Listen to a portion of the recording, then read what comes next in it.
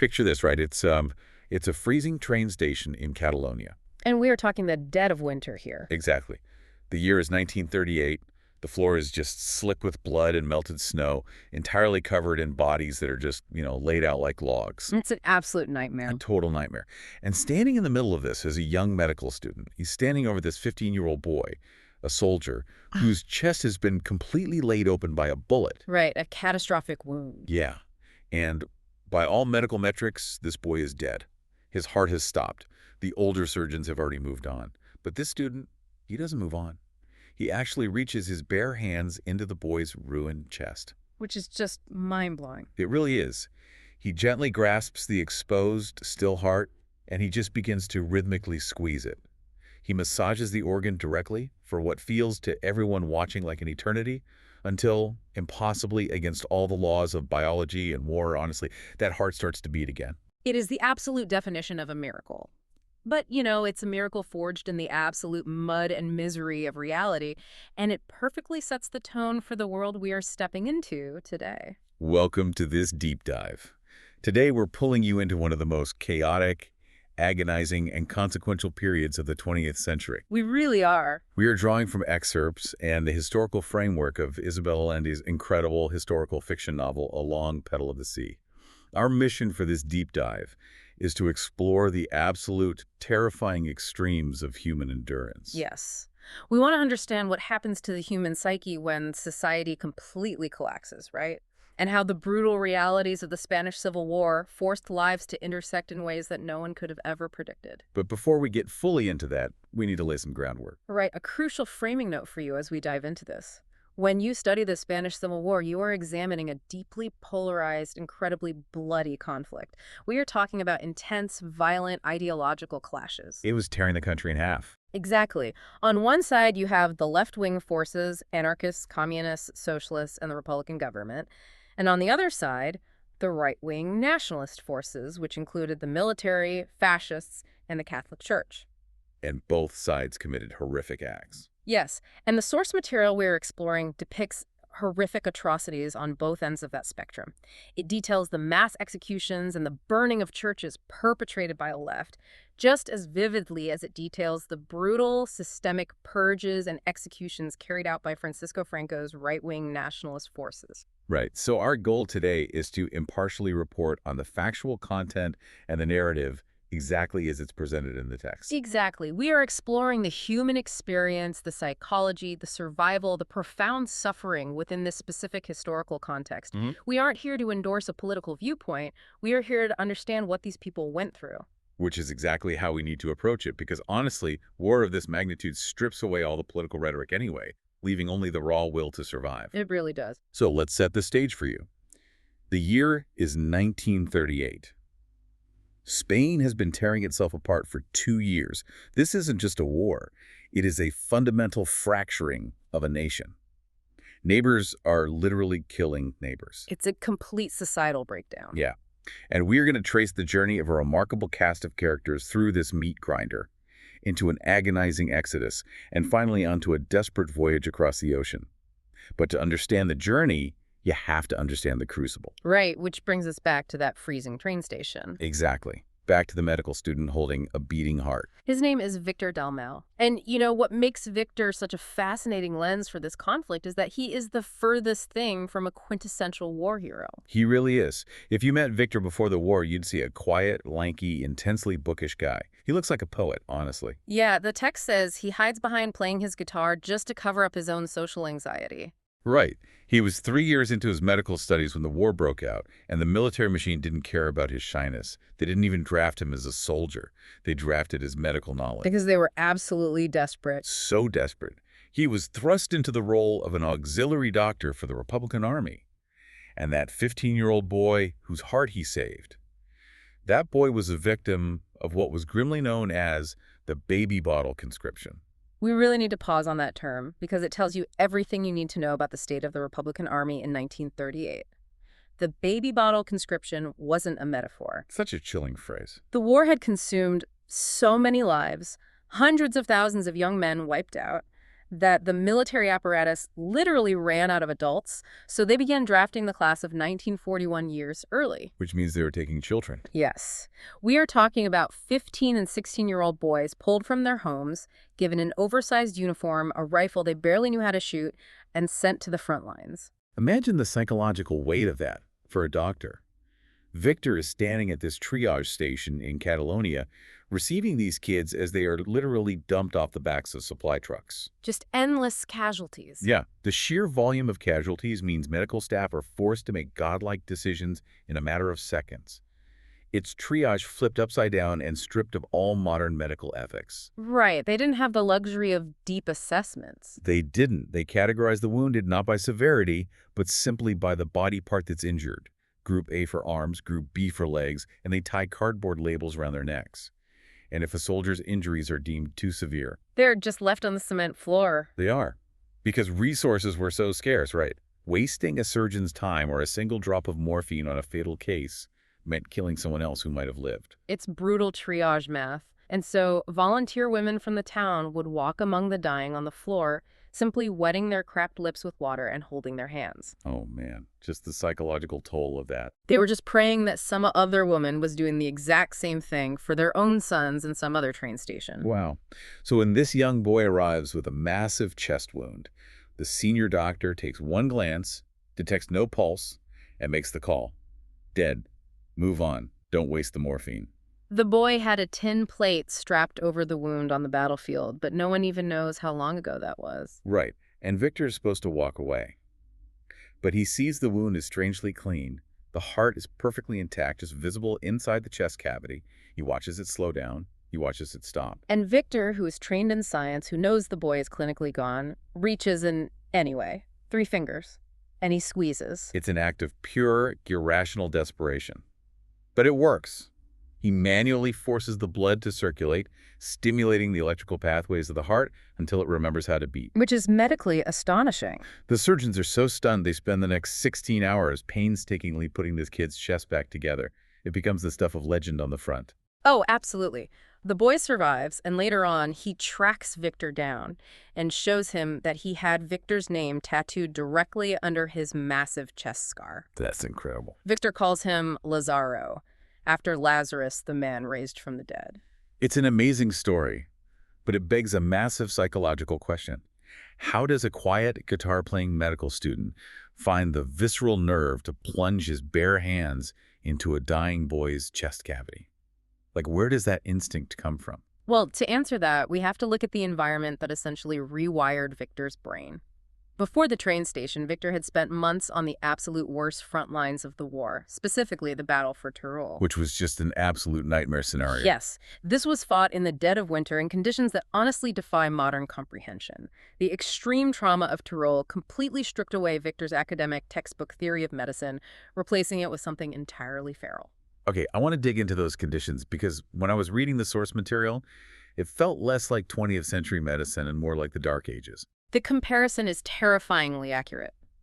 Because of relentless enemy bombing from German and Italian planes, who, by the way, were using the Spanish Civil War as a testing ground for their new aircraft. Right, just practicing for World War II. Exactly. Because of that, the Republican medical tents were useless. They had to move the field hospital inside actual caves in the mountainsides. They were operating deep underground by the flickering dim light of candles and kerosene lamps. And they had basically no sterile equipment, right? None. They didn't have surgical sterilizers. They used torn rags that were literally soaked in engine oil to pack wounds. Oh my God. I can't even fathom the infection rates. And the cold. They are in these caves in the middle of a historic freeze. The temperatures were brutal. The temperatures dropped so far below zero that the steel surgical instruments would literally freeze to the doctor's bare hands. And they were trying to keep the patient's core temperatures up by sliding open charcoal braziers underneath the operating table. Which just filled the caves with toxic smoke. Exactly, so they're choking while trying to operate. And the anesthesia situation was perhaps the most horrific aspect. Ether was heavily rationed because supply lines were cut. Or there simply wasn't any left at all. Right. Surgeons were performing rapid, brutal amputations of gangrenous or frozen limbs on men who were fully conscious. That is horrifying. And when there was no morphine left to ease the passing of the dying, Victor would walk through the caves, handing out standard aspirins. He would lie to the soldiers, telling them it was a powerful, highly experimental new American painkiller. Wow. He was banking entirely on the psychological placebo effect to give them some tiny measure of peace. It's brilliant, but it's completely heartbreaking. I mean, they were washing bloody bandages in melted snow just so they could reuse them. The desperation was total. And then there's the smell. The text mentions that they had to dispose of the amputated limbs by tossing them into a massive fire outside the cave. Yeah, that sensory detail is just grim. So Victor is operating 20 hours a day with the constant, inescapable stench of burning human flesh in his nose. Yeah. Okay, let's unpack this. War basically acts as this terrifying social and scientific pressure cooker. That's a great way to put it. It accelerates medical innovation purely out of sheer desperation, but it also reveals the absolute rock-bottom baseline of human endurance. And that baseline is what the text refers to as the crocodile hide. In those caves, Victor acquires nerves of steel that no university could ever teach him. Right, a kind of psychological armor. Yes. He is forced to confront a deeply unsettling truth about human nature. The human brain is designed to normalize anything. You can and will get used to absolutely anything if you're exposed to it long enough. Even the unthinkable. The stench of gangrene, the sight of immense piles of severed limbs, the endless flood of shattered bodies, it all becomes just another Tuesday. I struggle with that concept, though, because if you build a crocodile hide that thick, don't you lose your humanity in the process? Don't you just become a sociopathic machine? That is the constant danger of trauma.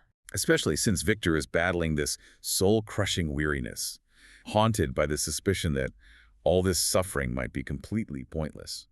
But the Lazarus moment at the train station proves that Victor's crocodile hide hasn't consumed his core. He has compartmentalized the horror. So the armor works, but it hasn't completely calcified him. Exactly. He is immunized to the overwhelming scale of the suffering, which allows him to function, but his deep, stubborn compassion remains completely intact. When presented with a single life, a single boy, his intuition overrides his fatigue, and he acts. He didn't survive that psychological meat grinder entirely alone, though. Yeah. We have to introduce his ambulance driver, Ader Ibarra. Oh, Iadkor, yes. If Victor is the quiet, introverted healer Ader is, well, Ader is basically a mythic figure who accidentally wandered into a 20th century war. Ader is a phenomenal contrast to the grim, claustrophobic reality of the caves.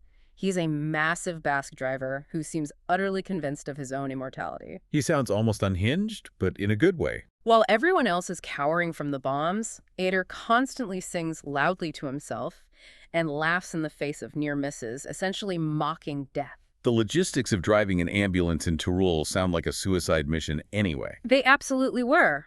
To avoid the German Condor Legion planes strafing the roads, they had to do all their transport at night.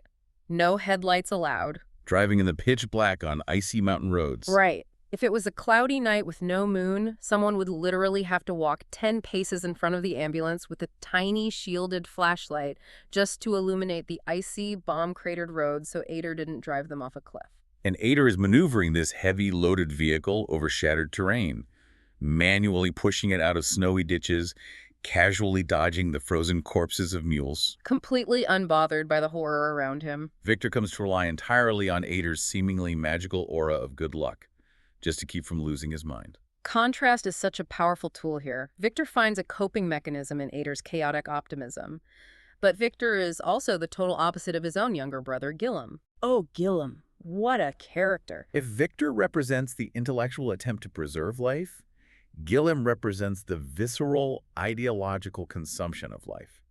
Gillem is such a fascinating character study in how war gives certain people permission to unleash their true nature. Absolute. Before the conflict, Gillem was this giant, impulsive, restless kid. He was always looking for a fight. His own father said he had an elite athlete's physique, but the impulse control of an 8-year-old. He was just pure, undirected, chaotic energy. He would brawl in the streets, steal candelabras, just looking for trouble. But the moment the fascist military staged their coup and the revolution began in response, Gillem found his absolute, undeniable purpose. He became a fierce militiaman for the Republic. For Gillem, the war wasn't a tragedy. It was a crusade. He thrived in the adrenaline and the moral absolute of fighting for the working class. It gave him structure. Yes. There is this incredibly evocative image from the source material of Gillem fighting on the front lines during the Siege of Madrid. The urban warfare was so close, so intimate, that the opposing sides were literally across the street from each other. They could yell insults back and forth between buildings. Exactly. The university campus in Madrid became a central battleground. The beautiful brick buildings were basically turned into colanders by mortar fire. And the detail that sticks with me forever is Gillum and his comrades holed up in the philosophy department library. It's such a striking image. They actually took the time to calculate exactly how many thick, heavy volumes of classical philosophy books they needed to stack up in the windows to effectively stop an enemy bullet. It is perhaps the most perfect, ironic metaphor for the Spanish Civil War. It really is. The absolute highest achievements of human thought, centuries of philosophy, ethics, and reason, being reduced to literal sandbags to absorb the violence of an ideological bloodbath. Reason could not stop the war, but the physical weight of the books could stop the bullets. Man, that is heavy. So you have Gillum dodging bullets behind stacks of Play-Doh and Victor restarting hearts in freezing train stations. It really forces the question, what exactly is the world they are fighting so desperately to protect? That is a crucial pivot. Because while they are in the mud and the blood, there was a whole different reality trying to maintain its balance back home. Right. To understand why Victor and Gillum endure the unendurable, we have to look away from the front lines and step into the fragile domestic bubble they left behind. We have to travel back to Barcelona, to the Dalmau family home. Right away, the contrast gives you whiplash. The patriarch of the family is Professor Marcel Louis Dalmau. He's a visionary music teacher, a man completely devoted to art and culture. And his wife, Carme, is just as formidable, but in a completely different way. Carme is a remarkable force of nature. She was originally a charity pupil, raised by strict nuns, but she ran off with this atheist, anarchist music teacher. Which tells you everything about her independent streak. Totally. During the war, despite having lungs that the text describes as resembling cauliflowers from a lifetime of heavy smoking, she refuses to sit idly by. She spends her days in the damp basement of a converted brewery, doing something incredibly subversive, teaching illiterate militiamen how to read. I love the dynamic here because Victor, the great humanist doctor, absolutely hates helping his mother with this task when he's home on leave. Oh, he complains bitterly. He tells Carme that it takes him 2 agonizing hours just to teach a grown man how to recognize the letter A. He gets incredibly frustrated and complains that these soldiers are stubborn as donkeys. And Karma's response is brilliant. She pushes back hard against his intellectual arrogance.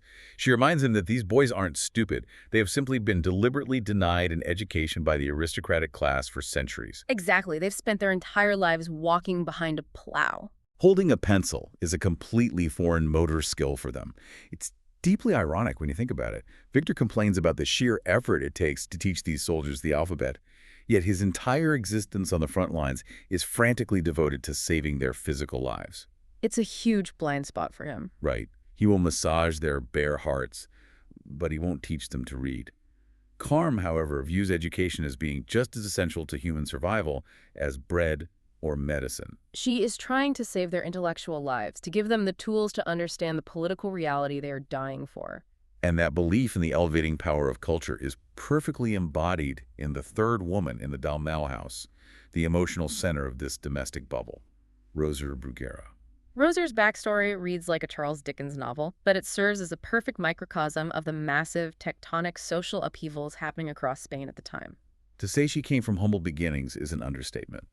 Rosa was born into absolute grinding poverty. She was a starving little goatherd wandering the hills in rags. But one day, she is discovered shivering in a ditch by a wealthy, aristocratic, and staunchly conservative patron named Santiago Guzman. And Don Santiago essentially acts like a feudal lord here.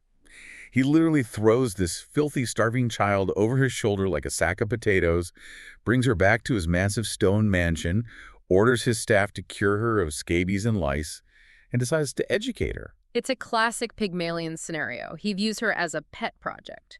But what he uncovers is that this little goat herd possesses a genius-level intellect and an absolute perfect ear for music. He provides her with an elite education that someone of her class would never, ever have access to. Right. He buys her a magnificent grand piano and a gramophone. Her talent is so profound that she can listen to a complex classical record once and then sit down and play the piece perfectly from memory. But you can't educate someone, show them the broader world, and then expect them to remain a subservient pet.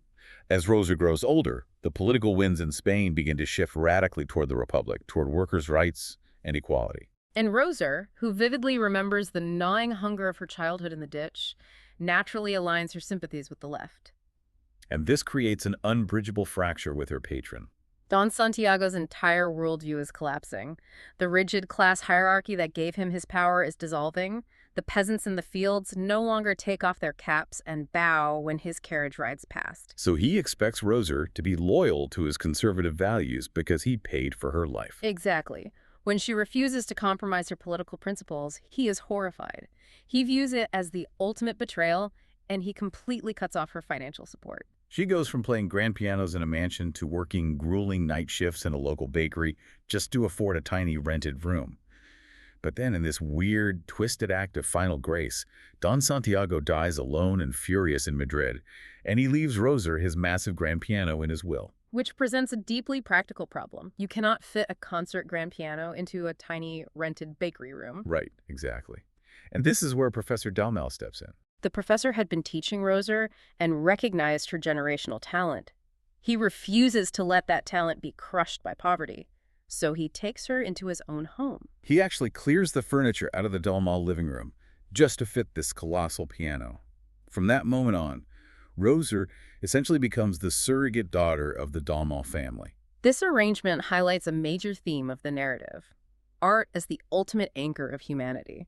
Professor Dalmau is uncompromising on this point. He's obsessed with it. He constantly lectures his students and his family that without science and technology, no progress is possible, but without music and art, there is no soul. And he enforces this belief with an iron will.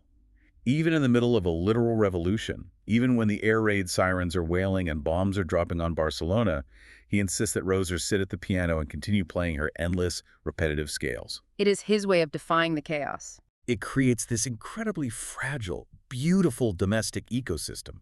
You have the music, the reading lessons, the shared meals. But that piece is living on borrowed time. The brutal reality of the war violently kicks the door in when Guillem returns from the front in Madrid. And he doesn't come back as the boisterous, invincible giant who left. Yeah. The reality of trench warfare has broken him. He is hauled to the front door of the Dalmau house by two exhausted militia women. He is half dead, completely covered in filth, shivering uncontrollably, and suffering from a severe case of typhus. We hear about typhus in history books, but we rarely grasp how devastating it is. Right. What exactly does it do to the body? Typhus was the silent killer of armies for centuries. It thrives in close quarters and horrific sanitary conditions because it is transmitted by the feces of body lice. Ugh, and in the trenches of Madrid, men were covered in lice. Exactly. Guillem arrives home with a fever spiking to 104 degrees. He is trapped in violent, terrifying delirium, his body completely ravaged by severe dysentery. And Carmen Rosa are immediately thrust into the roles of combat nurses. They can't take him to a hospital in Barcelona because the hospitals are completely overflowing with shattered, bleeding war casualties. A man with a fever won't even get past the front steps. So they are essentially running an intensive care unit in a bedroom, constantly consulting with Victor over the telephone on what to do.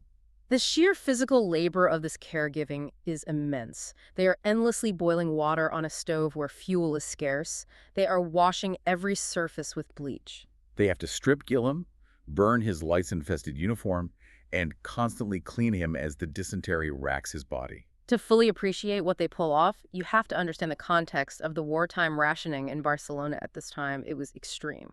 The food supply had collapsed. Yeah. The bread they were issued was this dark, heavy block that literally smelled like sawdust. And the cooking oil they received was rumored to be cut with actual engine oil. People were so desperate they were growing scrawny vegetables in their bathtubs.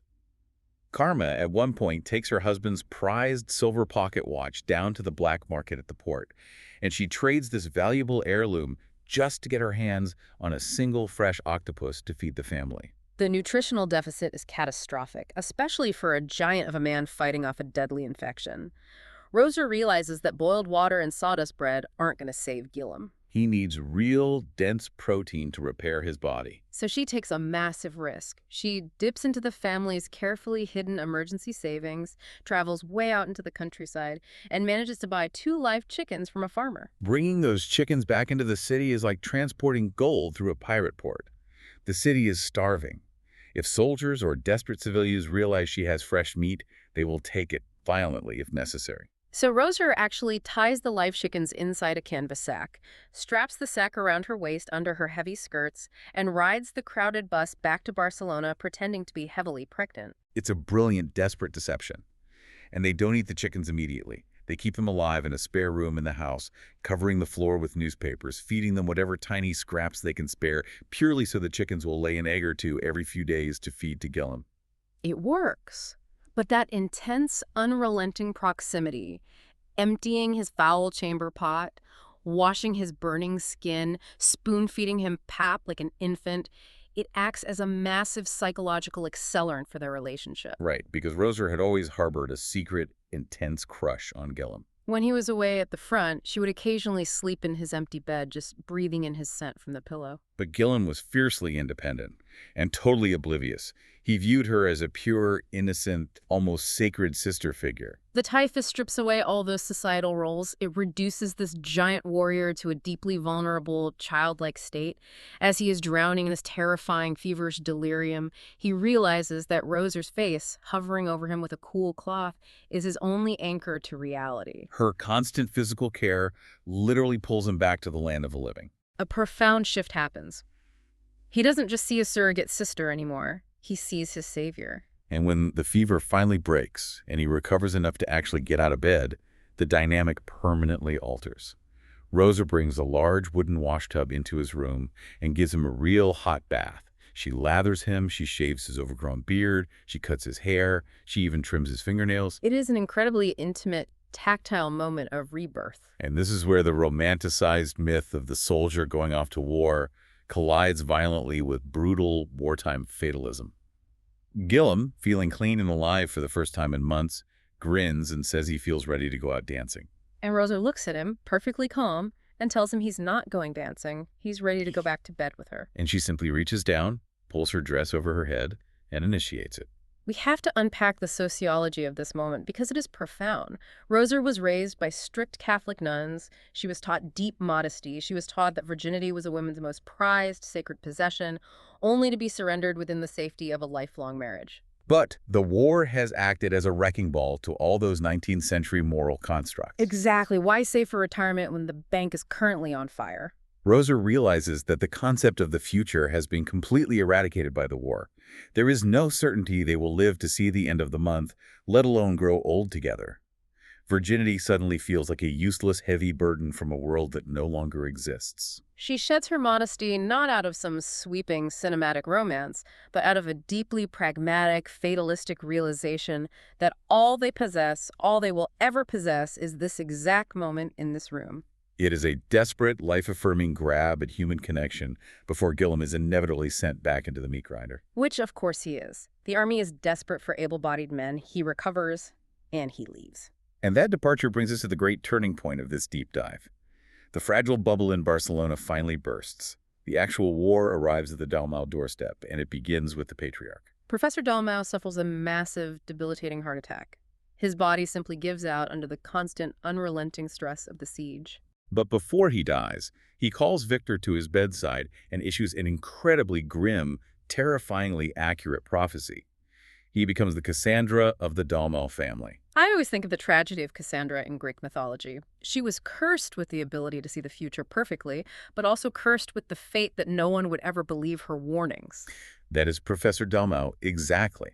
He looks at his son and tells him, without any sugarcoating, that the war is already lost. It is over. Victor, who has been literally up to his elbows in blood trying to win this war, naturally pushes back. He argues that they just need to hold on a little longer. He insists that the great democracies of the world, France, England, the United States, will eventually intervene to stop the spread of fascism. He points to the American volunteers, the Lincoln Brigade, who are currently fighting alongside them in the trenches. But the professor is an intellectual who sees through the propaganda. He points out the brutal geopolitical reality. He reminds Victor that the bombs falling on Barcelona, turning children into dust, are dropped by cutting-edge German and Italian warplanes. Hitler and Mussolini are actively treating Spain as a dress rehearsal for a larger war. Meanwhile, the so-called democracies have signed a non-intervention agreement. They are simply watching Spain burn, hoping to appease Hitler. It's a bitter pill. It is the bitterest pill. The professor tells Victor that the American volunteers are rare, beautiful idealists, but their governments have completely abandoned them. He warns Victor that Francisco Franco is not a man who negotiates. He warns that a nationalist victory will not bring peace. It will bring a systematic bloodbath of purges, concentration camps, and executions for anyone associated with the Republic. With his dying breaths, he begs Victor to take the family's emergency money, take his mother Carm, take Roser, who is now pregnant with Guillaume's child, and flee across the border to France before the trap closes. Was Professor Dalmau a pessimist, or was he just the only true realist left in a city of dreamers? He was the only one willing to speak the unspeakable. In a besieged city, expressing doubt is universally treated as treason or cowardice or defeatism. The entire Republican side was maintaining a desperate facade of imminent victory through sheer collective willpower and relentless propaganda. The professor saw the mathematical certainty of their defeat, and it literally broke his heart. He is buried quietly. A testament to his impact, hundreds of his former music students braved the risk of air raids to attend, softly playing Schubert at his grave. But there is no time to mourn, because right after his funeral, the war reaches its most desperate apocalyptic climax, the Battle of the Ebro. If we connect this to the bigger picture, the Ebro offensive in the summer of 1938 was the Republican Army's last massive all-or-nothing gamble. It wasn't just a military maneuver, it was a desperate PR campaign aimed at the globe.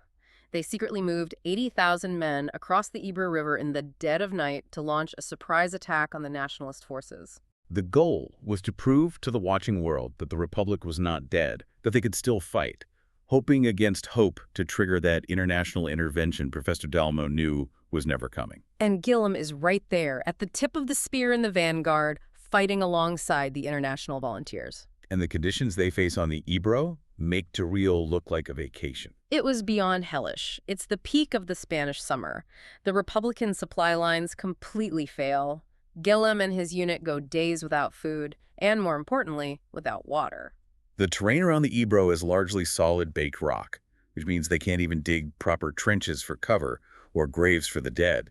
The bodies of men and pack mules simply rot in the blinding sun. The soldiers are so profoundly dehydrated that they stop sweating entirely. Their skin turns black and cracks open like a lizard's scales. And all the while, they are constantly, relentlessly strafed and bombed by German and Italian planes dominating the sky. In the midst of this, Guillaume is fighting under the command of an American officer from the Lincoln Brigade. This detail fascinated me. Yes, this American officer was just a university student in California before the war.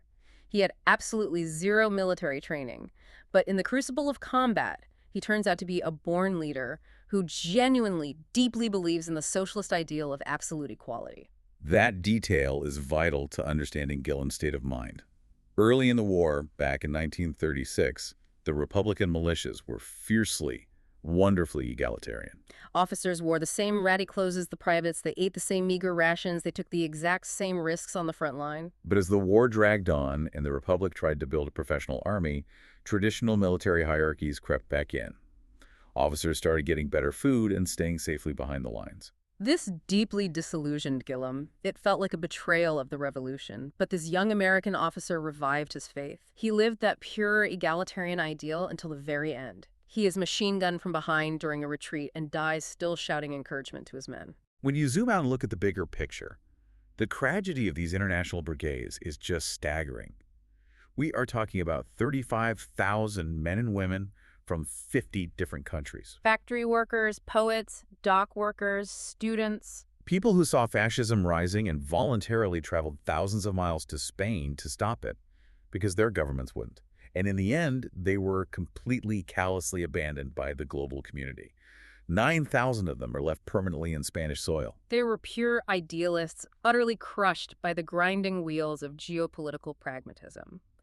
Shortly after this offensive fails, the Republican government holds a massive, heartbreaking parade in Barcelona to officially bid farewell to the international volunteers. It was a political ploy, hoping that if they sent their foreign fighters home, Franco would be pressured by the international community to send his massive German and Italian legions home. Which Franco obviously absolutely does not do. Not a chance. He presses his advantage. The Republican defeat at the Ebro is total and catastrophic. They lose tens of thousands of their best remaining men, either dead, wounded, or captured. The army is fundamentally broken. And the psychological toll of this defeat filters back to the civilian population in the most gruesome, macabre ways.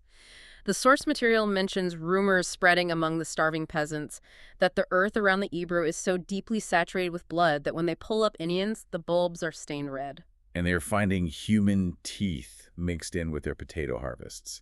It's a landscape of total nightmare. And in January 1939, that nightmare arrives literally at Victor's doorstep. Victor is stationed at a hospital in Manresa, working constantly. One night, Ader Ibarra pulls up in a battered, steaming truck filled with a load of dying men. Ader is a ghost of his former self.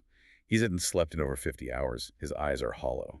Victor takes him into his personal quarters, which he jokingly calls his regal chamber, though it's literally just a damp camp bed and a chamber pot, and feeds him whatever scraps he has. And this is the moment Ader delivers the fatal blow. He sits on the bed and tells Victor that 2 months ago, on November 8th, Gillam was in a shallow trench that took a direct, pinpoint hit from a mortar shell. The men inside were completely obliterated, literally blown to pieces. Victor's immediate reaction is pure denial. He demands to know if Ader is absolutely sure, desperately hoping it's just the fog of war, a case of mistaken identity. But Ader solemnly reaches into his dirty rucksack and pulls out the undeniable proof, Gillam's charred, blood-stained leather billfold. Inside, Victor finds Gillam's army identity card, and miraculously intact despite the blast, the photograph of Roser standing proudly next to her grand piano. Think about the immense psychological weight that specific moment places on Victor Dalmau. Yeah. His entire identity during this war has been the ultimate problem solver. He fixes broken bodies, he stitches flesh back together, he literally restarts dead hearts. But suddenly, sitting in this freezing room, he's handed a mortal wound inside his own family that all his medical skill absolutely cannot fix. He is emotionally paralyzed. He manages to get a weekend pass and goes back to Barcelona to see his family. It's a tragic scene. Carme has managed to barter for an octopus again, making a special rice dish to celebrate him being home. Roser is there, heavily pregnant now, glowing with the fierce expectation of bringing Gillam's child into the world. They're sitting around the table smiling at him, and Victor just looks at them. He cannot bring himself to shatter their fragile world. The words literally freeze in his throat. He sits there, eating the rice, and makes a deeply flawed, entirely human decision.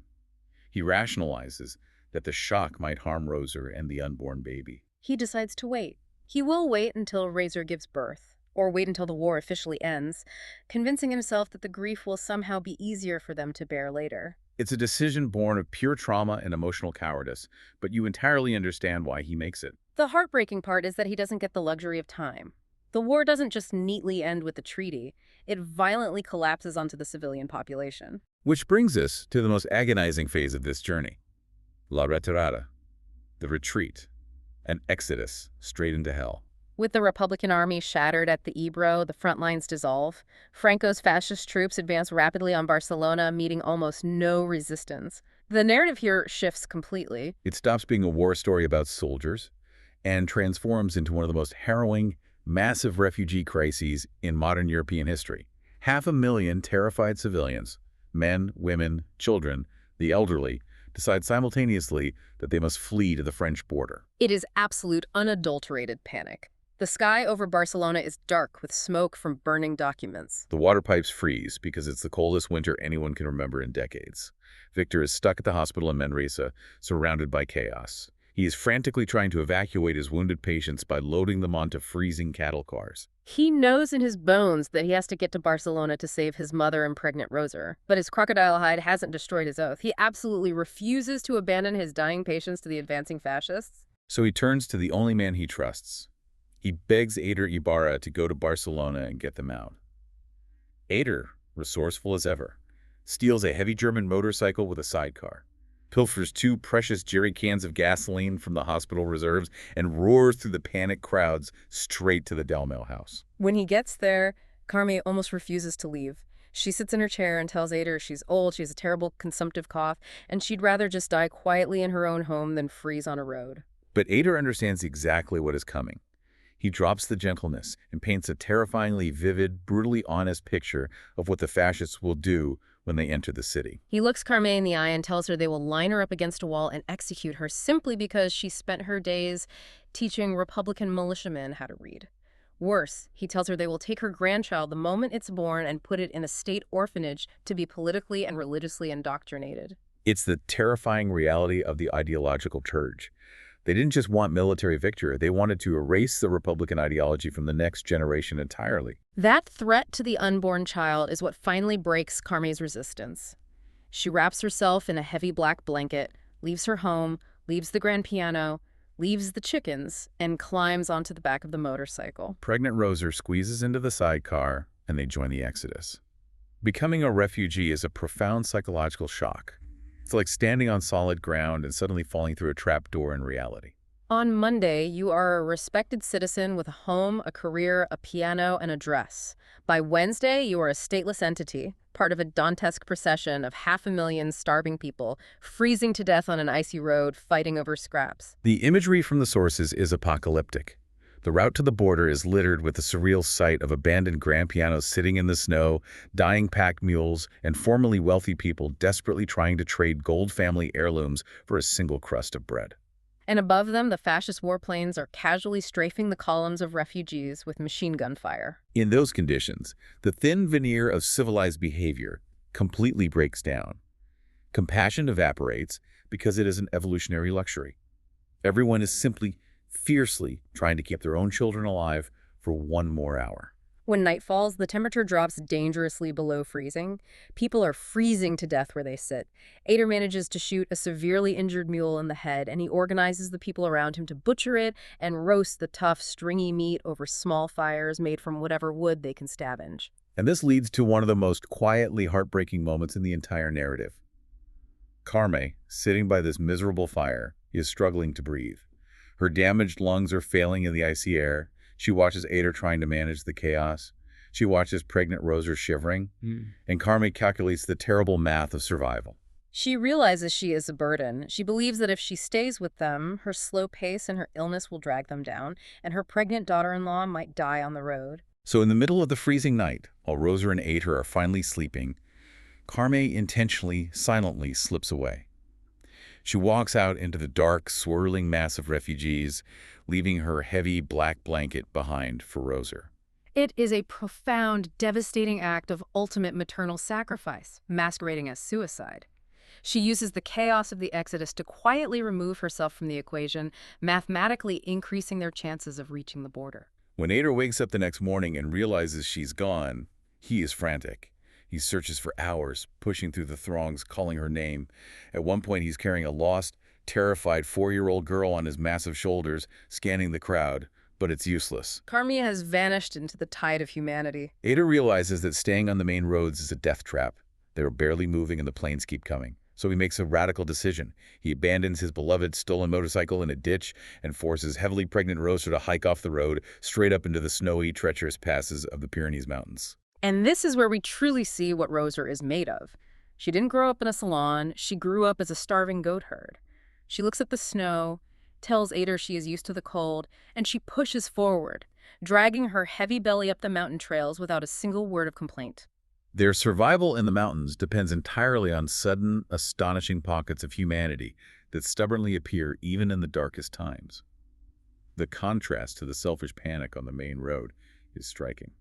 They stumble upon a hidden camp of Basque army deserters, tough men who unhesitatingly share their fire and their meager rations of beans. Later, they pool what little money they have to hire a smuggler named Angel, a man who knows every goat path in the mountains to guide them through the treacherous high passes. They find shelter with grumpy, isolated Italian charcoal burners living in the woods. And there's this one detail that I find so incredibly moving. Right before they make the final push across the border into France, they stop at an isolated Catalan farm. The farmer lets them sleep in a real bed, his son's bed. And when they leave, this farmer, who has almost nothing left himself, reaches into his pocket and gives Roser his absolute last 5 lumps of sugar. He tells her it's to sweeten the baby's journey. It is such a tiny, seemingly insignificant gesture, but amidst an ocean of violence and suffering, that act of grace feels massive. But the tragic irony is that this fleeting warmth completely evaporates the exact second they cross the border. The refugees endured this unimaginable hell, expecting to be embraced by the great French Republic, the land of liberty, equality, fraternity. Instead, they are met by lines of heavily armed rural police and military guards who treat them like infectious vermin. We really need to pause and explain why the French reacted this way, because reading it feels like an incredible betrayal. Why did a democratic nation lock refugees on a beach? It comes down to a volatile mix of geopolitics, xenophobia, and sheer administrative panic. In early 1939, France is staring down the barrel of a war with Nazi Germany. The government is nervous. Then suddenly, 500,000 desperate, starving foreigners pour across their southern border in a matter of weeks. The French government, led by the Radical Party, was terrified. The conservative French press had been whipping the public into a frenzy, labeling the Spanish refugees as a horde of filthy fugitives, dangerous Reds, and violent anarchists who were going to spread typhus and trigger a communist revolution inside France.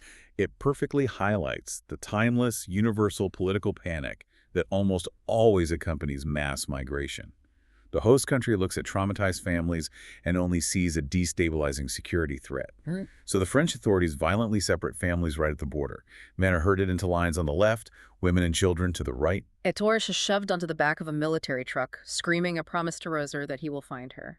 And Roser, exhausted, freezing, and very pregnant, is herded onto trains and thrown into the Argelès-sur-Mer concentration camp. Using the word camp is almost too generous. It implies infrastructure. Argelès-sur-Mer was literally just a massive, open expanse of freezing sand on the Mediterranean beach, hastily surrounded by rolls of barbed wire and guarded by armed Senegalese colonial soldiers. That's it. Sand, sea, and wire. When the first refugees arrived, there were absolutely no latrines, there were no barracks, there was no shelter whatsoever from the brutal, icy winds coming off the water. The fresh water supply quickly became heavily polluted with human excrement and the corpses of those who died in the night. The details Allende pulls from the historical record are haunting. Rosa realizes she has to survive the elements, so she literally digs a pit deep into the freezing sand with her bare hands, crawling into it to protect her unborn child from the cutting wind. The mortality rate is staggering. 9 out of every 10 young children who enter that beach camp die within weeks from dysentery, cholera, or simple exposure. The psychological toll is unbearable. There is a moment where a woman sleeping next to Rosa in the sand wakes up, discovers that her infant baby has frozen to death in her arms overnight, and without making a sound, she stands up, walks straight into the freezing ocean, and drowns herself. It is an environment seemingly perfectly designed to systematically strip away human dignity and extinguish all hope. Yet, amidst this absolute despair, Rosa's resilience shines through. She swears to herself that she will survive, if only for the sake of Guillaume's memory and the child inside her.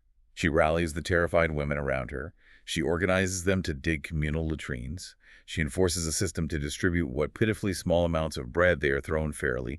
She refuses to let the beach break her. Here's where it gets really interesting, though. We need to take a massive, jarring pivot here. Because while Rosa is freezing in a hole in the sand in France, trying to keep a spark of life going, we are going to shift our gaze entirely across the Atlantic Ocean. We are moving to a world so deeply insulated from this suffering that the contrast is almost grotesque. We are introduced to the wealthy, aristocratic Del Solar family from Chile. When we meet them, they are traveling first class on a luxurious ocean liner called the Reina del Pacifico, leisurely returning to South America after a grand tour of Europe. The juxtaposition literally gives you whiplash. Yeah. You have Rosa fighting for crumbs of stale bread on a beach surrounded by barbed wire. And then we meet Laura del Solar, the matriarch of this Chilean family. She is sitting in her luxury suite, having an absolute existential crisis because she has eaten too much caviar and rich chocolate during the voyage, and she can no longer comfortably fit into her favorite pleated blue satin ball gown. It sounds absurdly trivial, almost comical, but examining Laura is crucial for understanding the incredibly rigid society that the Spanish refugees will eventually collide with. Laura isn't evil. She is trapped in a gilded cage. She is deeply, obsessively religious, entirely constrained by the suffocating rules of her social class. She is constantly plagued by guilt over her unearned privilege, yet completely incapable of stepping outside it. She actually harbors this secret, intensely guilty wish that she were a widow, simply so she wouldn't have to constantly cater to the whims of her demanding, domineering husband, Isidro. Isidro del Solar is the ultimate self-made South American patriarch. He is shrewd, highly conservative, and views the entire world strictly through the lens of business, order, and unbending social hierarchy. For Isidro, the impending war in Europe isn't a human tragedy. It's an annoyance. He treats Europe essentially like a high-end shopping mall for making political contacts and securing lucrative export contracts for his sheep wool. It's important to note that the Del Solars aren't meant to be cartoon villains twirling their mustaches. They are avatars for a deeply entrenched, semi-feudal worldview that dominated Chile at the time. You have to understand the geography to understand the psychology. Chile was profoundly isolated from the rest of the world, bounded by the driest desert on Earth to the north, the massive, impassable Andes Mountains to the east, the vast Pacific Ocean to the west, and the ice of Antarctica to the south. Because of this isolation, a handful of elite families basically owned the country. They intermarried, they controlled the land through the hacienda system, and they maintained strict, absolute control over the politics and the economy. They were genuinely existentially terrified of the rapid, chaotic social changes sweeping through the 20th century, particularly the rise of socialism, communism, and the labor movements. And we see exactly how that strict class divide operates inside their own home back in Santiago. While the family is sipping champagne in Europe, their massive estate is being run by their housekeeper, Juana Nancucho. Juana is a fascinating, tragic window into Chilean society. She is of mixed Criollo and indigenous Mapuche heritage. The reality of her life reveals the dark underbelly of this aristocratic world. When Juana was a young child, she was literally given to Laura's father as payment for a gambling debt. She was treated as property. She arrived at the estate speaking only Mapudungun, no Spanish. She has spent her entire life serving this family, becoming fiercely, protectively loyal to them, yet in the eyes of the Chilean government, she legally does not even exist. She was never issued a birth certificate, she has no papers. She rules the army of domestic staff in the mansion with an absolute iron fist. But she views herself strictly as a fixture of the household, completely separate from the family she serves. The power dynamics are completely calcified. Everyone knows their exact, unchangeable place. But there is a crack forming in the armor of the Del Solar family, and that crack is their eldest son, Felipe. Felipe is the vital bridge between these two colliding worlds. While his parents are blissfully complaining about ball gowns on the ocean liner, Felipe is back in Santiago, secretly holding late-night political meetings with his left-leaning intellectual friends, a group they jokingly, affectionately call the Enraged. Felipe is an idealistic young lawyer. He broke ranks with his conservative family and actually voted for the new center-left coalition president of Chile. And one of the frequent guests drinking wine and arguing politics at Felipe's meetings is none other than the famous poet Pablo Neruda. Neruda is a massive, towering historical figure in this narrative. Before the Spanish Civil War, he had been serving as a Chilean consul in Spain. He became deeply embedded in the artistic community there. He was close friends with Spanish poets like Federico Garcia Lorca, who was brutally murdered by fascist death squads early in the war. Because of this profound personal loss, Neruda is passionately, actively devoted to the Republican cause. Neruda uses his immense cultural influence to convince the new Chilean president to sponsor an incredibly audacious, highly controversial rescue mission. Neruda has been officially authorized as a special consul for immigration to charter a French cargo ship, the Winnipeg, sail it to Bordeaux, and bring roughly 2,000 Spanish refugees out of the horrific French camps and resettle them in Chile. When Isidro del Solar, sitting in his first-class cabin, receives a telegram from Santiago detailing this plan, he's absolutely apoplectic. He views the incoming refugees not as victims needing rescue, but as a horde of dangerous, violent Reds, atheists, and church burners. He firmly believes they are going to infect peaceful, orderly Chile with their chaotic, revolutionary ideas and destroy the economy. He thinks his son Felipe is completely out of his mind for supporting it. Here's where the narrative gets incredibly compelling.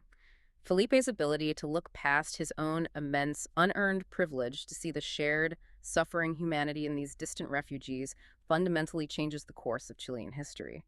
He and his enraged friends organize massive campaigns to raise funds, collect clothing, and secure housing and jobs for these incoming exiles, setting the stage for a monumental, unavoidable culture clash. Exactly. Think about it. The ideological battles over class and equality that Victor and Guillem fought in the blood-soaked ruins of Madrid are practically waiting for them, perfectly preserved, in the polite drawing rooms and strict hierarchies of Santiago. How on earth will a group of traumatized, revolutionary survivors mesh with a society that still operates like a 19th century feudal estate? To find out what happens when the unstoppable force meets the immovable object, we have to actually get them on the boat.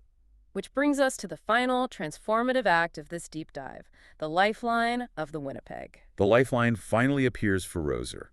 Remember the message Victor told her to pass along to the Swiss relief workers? It actually works. Elizabeth Eidenbenz, the heroic Swiss nurse who set up maternity homes near the war front, manages to track Roser down in the squalor of the Argelès-sur-Mer camp. She rescues her from the freezing sand just in time. Roser is taken to a clean, warm maternity home and gives birth safely to a healthy baby boy, Marcel, named after the late professor. Meanwhile, Victor hasn't been idle. He has been interned in a separate male concentration camp where he immediately set up a makeshift clinic, working tirelessly as a doctor for his fellow prisoners. And out of nowhere, Eder Ibarra miraculously tracks him down. Eder, incredibly true to his mythic form, has survived the camps by entirely bypassing the rules. He's been thriving on the black market, trading smuggled goods, and has managed to secure his own passage to a new life in Venezuela. He slips Victor a thick wad of cash and tells him exactly where he can find Roser and the baby. Victor doesn't hesitate. He literally just walks out of his camp. He goes out on a routine supply run and simply doesn't walk back through the gates. He uses Eder's money to buy a second-hand suit so he looks somewhat respectable, and he travels to reunite with Roser. And this beautiful reunion is also the moment the emotional bill finally comes due. They sit together on a quiet park bench, and Victor, looking at the newborn baby, finally summons the courage to tell Roser that Guillaume is dead. The scene is quietly devastating. Roser likely suspected it deep down in her bones because of the absolute silence from the front, but hearing the confirmation spoken aloud shatters her last lingering hope.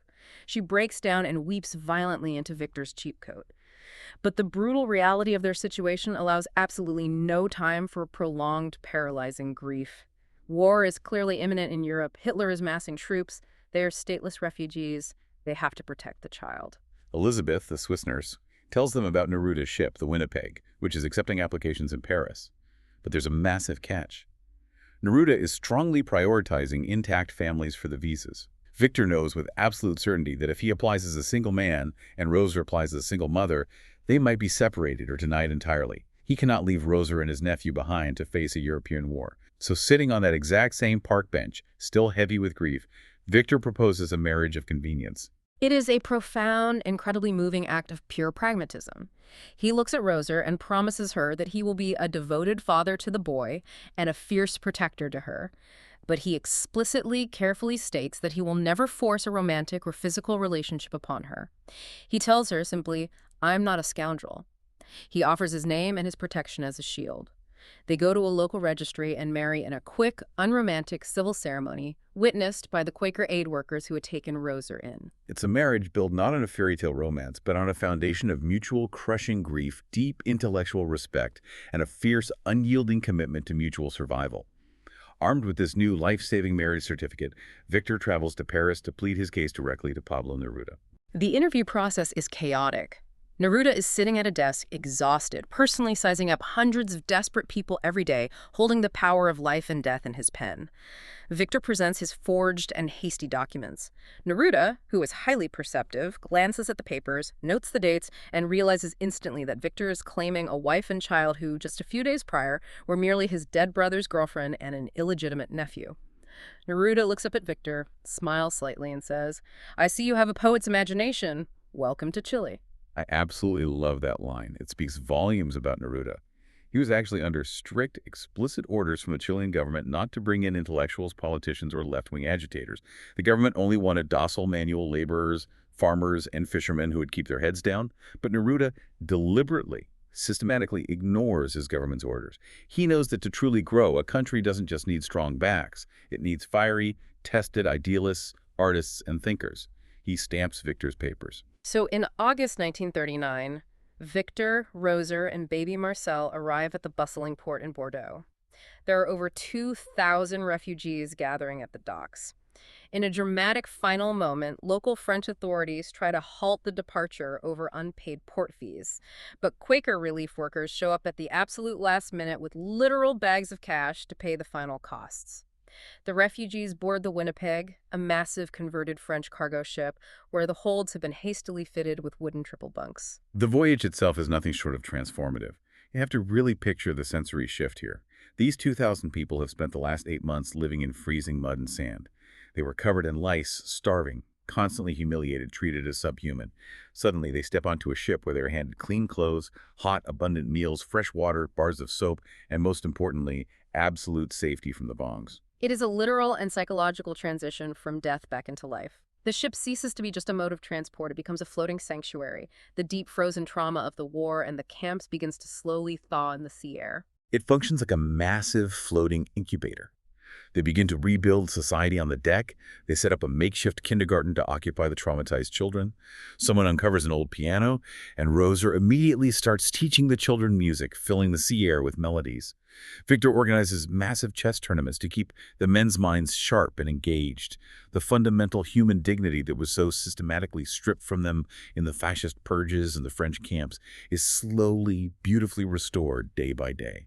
As the ship finally pulls anchor and steams out into the Atlantic, they gather on the deck and watch the coastline of Europe fade into the horizon.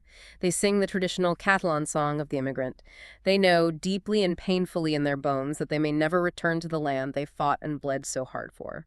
They are sailing toward the very end of the earth into a completely unknown, deeply alien future. It is an incredible, exhausting journey we've tracked today.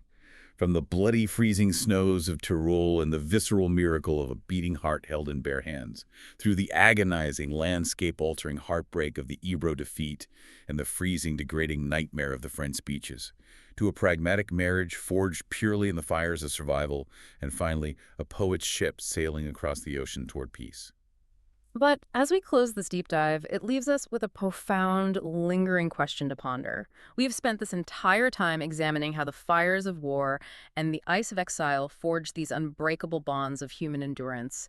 We've seen how the brain develops that thick crocodile hide just to survive the unsurvivable.